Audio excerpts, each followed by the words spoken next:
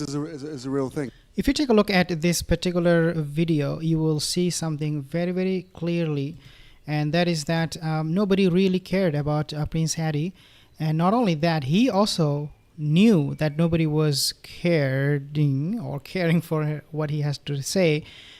He actually realized it, and you will see throughout this video in his body language that he is demonstrating lack of confidence, and knowing at the same time that he is really not welcome here. For some reason, I have noticed that. I think you can also see yourself. It's all So as you can see, Prince Harry looking to his, I believe, right side to the towards this particular lady. You can see her. She is also giving all her attention to Prince Harry. And if you take a look at this video more, what you notice is something very, very interesting. So let's go clip by clip, frame by frame here. So as you can see, this lady and Prince Harry is having a conversation. I mean, the Prince Harry. He is the one really doing all the talking, rubbing his thigh occasionally. I can clearly show you here. So he's rubbing his thigh occasionally, and then he goes on to talk more and more about all the nonsense stuff. The garbage. He was saying pretty much the same thing. The importance for the Invictus game, and why he was interested, why he was passionate about Invictus game, like things that we already know. But anyways, maybe he was not prepared for a better speech. But then you can see him talking to this lady all throughout this time, and again looking at her again and again and again gives me this indication that he's not feeling comfortable with anybody else, nor to these two people sitting here, or the audiences here. I'll get to the audience part in a second, but take a look at his body language, body posture. He's just looking at this woman only, and he's going and some occasionally throwing his hand towards the lady. Again, the lady is so much in focus that nobody else matters at this point. Prince Harry is not feeling comfortable interacting with the audience. When you go and talk in front of people, you need to sometimes address these people, right? But Harry doesn't do it at all. He is solely focused on this lady, and this is what I understand is because he doesn't feel confident interacting with the audience. So he is just hiding behind this lady, if you want to call it that way. And this is exactly what he's doing all throughout his speech, and sometimes looking at the audience. So very few times now he's looking at this individual, but not quite. He's really not looking at this individual. He's looking somewhere here.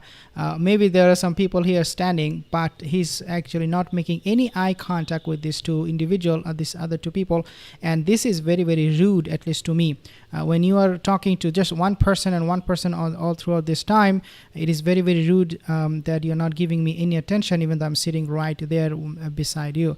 And you can see these audiences, they are not filming. I have noticed one person was filming or recording on his smartphone, but other than this individual who are sitting there, did not really move much, did not clap at all. They did not clap at all. That's the point. Nobody was going like, oh yeah, something like this. Nobody moved. They were just like so bored, and because his speech is always boring. So they were finding themselves in this situation where they could not leave, and they had to just suck it up, right?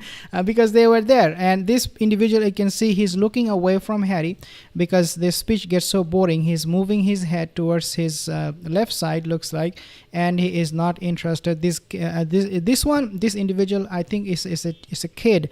I don't know why he would go there. Maybe Meghan paid this group of people to go and show up for her husband's speech. But again, these people, they're not paying attention. They don't care about Harry, what he has to say.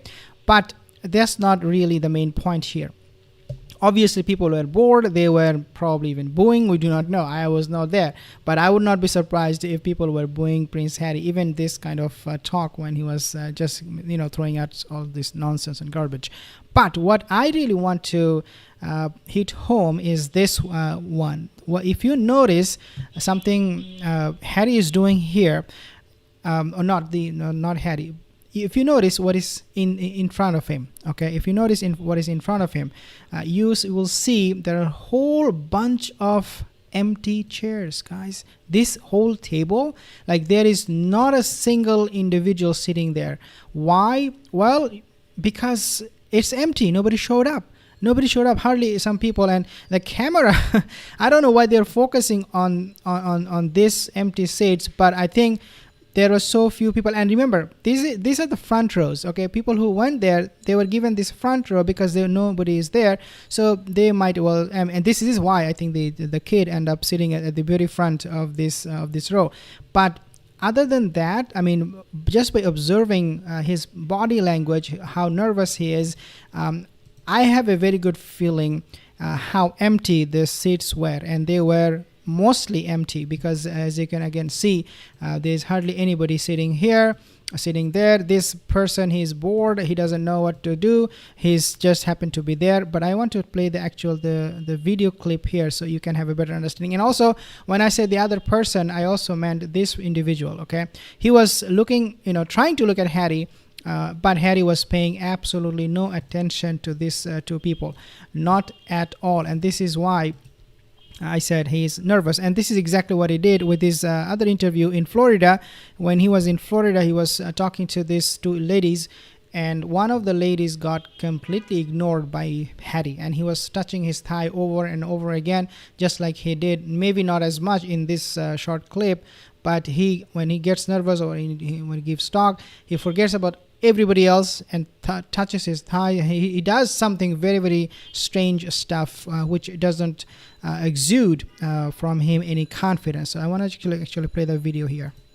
10 years is a real thing. It's our birthday at Invictus Games Foundation, and we're all very excited and thrilled. And this really is. Sometimes you can look back and go, look at what we've done, but also, given the state of the world, there is so much more to do. Yeah, we know that there is so much more to do for the veterans and people who were wounded, especially those people who were injured. But then again, this is not something people are coming to hear from you, because yes, you can talk about this a little bit, but if you go and elaborate on it, why you are passionate, why you want to open, or why you started, even though you did not. Prince Harry, make no mistake, he did not found Invictus events. He did not. It was Prince William, Catherine, and the monarchy who paid and who initiated the whole process. Then Harry, he was really doing nothing at that time, because remember, he's a failure. He couldn't pass his pilot test. He's not a pilot at all. And so they said, okay, you're not doing anything, just go and do something with the Invictus event. Would you do it? Then Harry was like, yeah, because I'm bored, so let me do it. And then then the monarchy, when he married Meghan Markle and all of those dramas were happening, the monarchy was like, okay, so you are handling this Invictus events, okay, so fine, if you're doing it, that's fine. But it was really not Harry who founded it. He never was even close to it. And so now he's talking about why he founded Invictus Game. All these are complete BS, because again, he's claiming, or he's acting as if he is the main person, and he was so passionate. He really cared about the veteran, or they are injured, nobody was taking care of them, nobody was giving them any award, nobody understood their pain, so I had to do it. Like, it was as if he saved them. But again, that is not the case. It was the monarchy who thought about this, who paid for it, who invested money and time on this. What was the magic that I witnessed? And having just come back from Afghanistan myself, seeing the wounded, injured, and sick, and seeing the effect this was having on all the families, and just the I'm not going to play the soundbite anymore. I think you get the idea how selfish he is. As we all know, he's very, very selfish. But just to remind you guys, most of my viewers are not subscribed. If you happen to be one of them, consider subscribing. And I will see you in the next video. Thank you so much for your comments here in the comment section.